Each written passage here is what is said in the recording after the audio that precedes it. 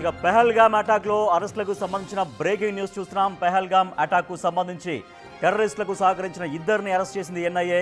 ఉగ్రదాడులకు పాల్పడిన టెర్రరిస్టులకు ఆశ్రయం కల్పించిన పర్వైజ్ బషీర్ను లేటెస్ట్గా అరెస్ట్ చేశారు ఎన్ఐఏ అధికారులు.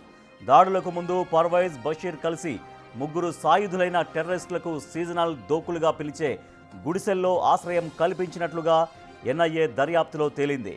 అంతేకాదు ఫుడ్తో పాటు లాజిస్టిక్ పరంగానూ వీరు ముష్కరులకు సాయం చేసినట్లు గుర్తించారు.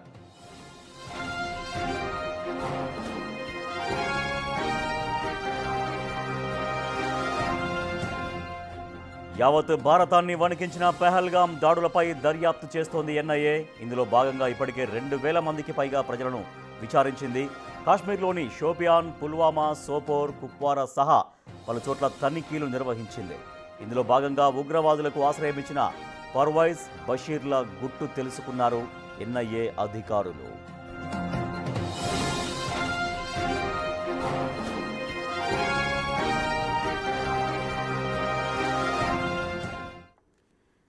పెహల్గామ్ అటాక్కు సంబంధించి టెర్రరిస్టులకు సహకరించిన ఇద్దరిని అరెస్ట్ చేశారు ఎన్ఐఏ అధికారులు. మరింత సమాచారాన్ని ఢిల్లీ నుంచి మా ప్రతినిధి శివ అందిస్తారు. శివ, వీళ్ళను ఎట్లా ట్రేస్ చేశారు, ఎట్లా అరెస్ట్ చేశారు, వీళ్ళ పాత్ర ఎంతవరకు ఉన్నట్టుగా ఎన్ఐఏ అధికారులు ధృవీకరించుకున్నారు?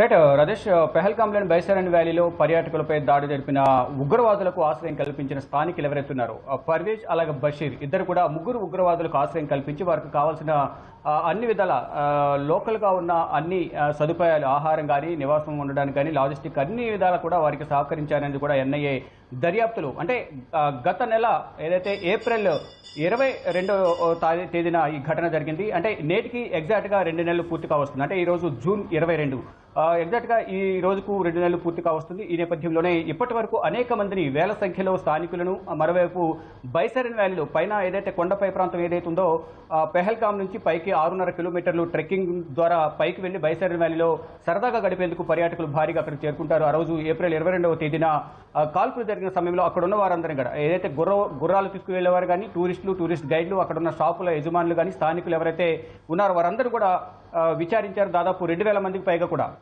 2800 నుంచి 3000 వరకు కూడా పర్యాటకులను, అక్కడ ఉన్న వారిని, స్థానికులు కానీ, పైన వ్యాపారులు కానీ మొత్తం అందరినీ కూడా విచారించారు. వారి నుంచి సమాచారం సేకరించారు. అంటే ప్రతి ఒక్కరు కూడా మొదటి నుంచి కూడా ఒకటే చెప్తుంది ఎన్ఐఏ, స్థానికంగా ఉన్న వారే వారికి సహకరించారు. వారి సహకారం లేదే అక్కడికి వెళ్ళి అక్కడ దాడులు చేసే అవకాశం ఉండదు అనేది కూడా మొదటి నుంచి చెప్తోంది ఎన్ఐఏ. దానిలో భాగంగా పుల్వామా, పెహల్గామ్ పరిసర ప్రాంతాల్లోనే వారందరూ కూడా నక్కి ఉన్నారు.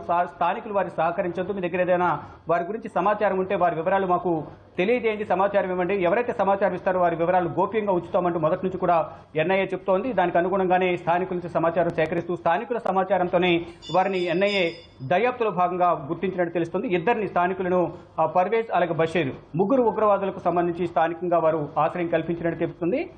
వారి నుంచి వివరాలు సేకరించారు. ఆ ముగ్గురు ఉగ్రవాదులు ఎవరనేది ఇప్పటికి అధికారికంగా ప్రకటించినప్పటికీ వారి వివరాలను తెలుసుకుని ప్రజెంట్ దర్యాప్తు అనేది కొనసాగిస్తున్న పరిస్థితి కనిపిస్తోంది. అంటే ఉగ్రవాదులు, వారి వెనుకున్న వారందరినీ కూడా అరెస్ట్ చేసేందుకు ప్రయత్నాలు చేస్తూ ఉన్నారు. అయితే ప్రజెంట్ ఆ ఉగ్రవాదులు జమ్మూ కాశ్మీర్లో ఉన్నారు, అక్కడ నుంచి పారిపోయారా అనేది కూడా చూస్తున్నారు. దానిలో భాగంగా గత నెల కూడా సెర్చ్ ఆపరేషన్ నిర్వహించారు. ఇటు కేంద్ర బలగాలు, ఇటు జమ్మూ కాశ్మీర్ పోలీసులు, సిఆర్పిఎఫ్ బలగాలు అందరూ కూడా కంబైన్డ్గా వారందరూ కూడా కలిసి సెర్చ్ ఆపరేషన్ నిర్వహిస్తున్న సందర్భంలో లష్కర్ తోయిబాకు సంబంధించి కానీ, జైషే మహమ్మద్ సంబంధించిన ఉగ్రవాదులు, ఇతర మరికొంతమంది, మొత్తం దాదాపు 8 మంది ఉగ్రవాదులను ఈ భద్రతా బలగాల కాల్పుల్లో హతమార్చారు. ఇప్పుడు ఏదైతే ముగ్గురు ఉగ్రవాదుల పేర్లు చెప్పారో బషీర్ అలాగే పర్వేజ్, వారి ఇచ్చిన వివరాల ఆధారంగా వారి కుటుంబ సభ్యులు ఎవరైనా జమ్మూ కాశ్మీర్లో కానీ ఇటు పరిసర ప్రాంతాలు ఉన్నారా అనే కోణంలో కూడా వారి కుటుంబ సభ్యులకు సంబంధించి వివరాలు కూడా సేకరిస్తున్నారు. వారి ఇళ్లకు వెళ్లి వారి నుంచి విచారించి వివరాలు సేకరించే పనులు అయితే ఎన్ఐఏ దర్యాప్తు బృందం నిమగ్నమైంది. మొత్తంగా చూసుకుంటే 2 నెలల తర్వాత కీలక పురోగతి ఎన్ఐఏ సాధించిందని ప్రధానంగా చెప్పుకోవాలి. 2 నెలలకు దీనికి సంబంధించి ఎవరైతే సహకరించారో వారితో పాటు మరికొంతమంది కూడా సహకరించినట్టు కూడా తెలుస్తోంది. వారి నుంచి కూడా వివరాలు సేకరించి లోతైన దర్యాప్తు చేసిన తర్వాత అధికారికంగా వివరాలు వెల్లడించే అవకాశం అయితే ప్రధానంగా కనిపిస్తోంది. Rajesh, right, thank you Shiva. Pahalgam attacks జరిగి ఇవాల్టికి సరిగ్గా 2 నెలలు. ఈ 2 నెలల తర్వాత ఎన్ఐఏ నుంచి ఒక పురోగతి కనిపించింది. ఎన్ఐఏ ఎవరైతే ఆ టెర్రరిస్టుల ఉగ్రదాడికి పాల్పడ్డారో వాళ్లకు సహకరించినటువంటి ఇద్దరు ముఖ్యమైనటువంటి వ్యక్తుల్ని ఎన్ఐఏ అదుపులోకి తీసుకుంది. సో ఇంకా వాళ్ళ పాత్ర ఎంతవరకు ఉంది, ఇంకా వాళ్ళు ఎటువంటి దాడులకు వ్యూహరచన చేశారనే దానిపైన ఎన్ఐఏ వాళ్ళని విచారిస్తుంది.